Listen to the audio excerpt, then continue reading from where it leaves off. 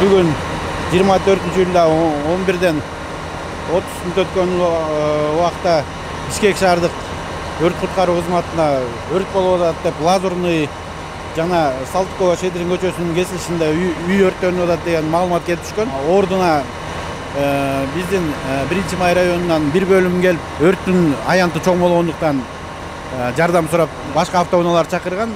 Жеринде азыр 6 автоунаа иштеп жатат, анын 4-өө суу берип жатат. Экөө болсо бирөө штабдык машина, бирөө болсо биздин өзгөчө кырдаалдарды башкаруу башкармалыгынын бир автоунаасы. Болжол менен 400 чарчы метр квадрат бул 3 турак үйдүн чатырчалары күйгөн. Өрттүн келип чыккан себеби азыркы маалда такталууда жана келип чыккан чыгымдар да эсептелүүдө.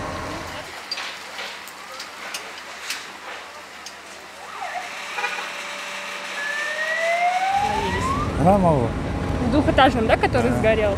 А что у вас там сгорело? Не у нас, это с соседского, с того угла начался. Ага. Где вот это, тот дом стоит, этот и вот этот, вот здесь сгорел. Я еще мусор валил, пришел, оттуда дым шел. Пока не успел зайти сказать, уже дома заметили, вышли. Вот, она быстро перекинулась. Он с того, там, это вижу, там. А что там находится? Расположено? А я не знаю, я в этом.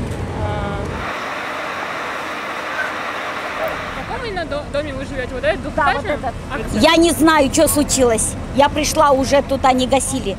Но у моего дома ни одного шланга не было. Был шланг, с которого струя, которым я огород поливаю. Мне и то лучше. Вот такая струя была. Менде напка Салтыкова Шедрин 29 2 этажча. Ана менде подвалында швейнисек да. Кыздарым соседтин үйү өрттөнүп атат. Келиң деди, биз келгиче уже мен келсем, мен уже крышамай өтүп кетиптир. Мен биринчи, экинчи этаж мештек болгон жок, күйгөн деле жок. Крышадан бир комнатаны гана патолоо чыгып калды. Швейный цехтен болуптур да, э? Жок.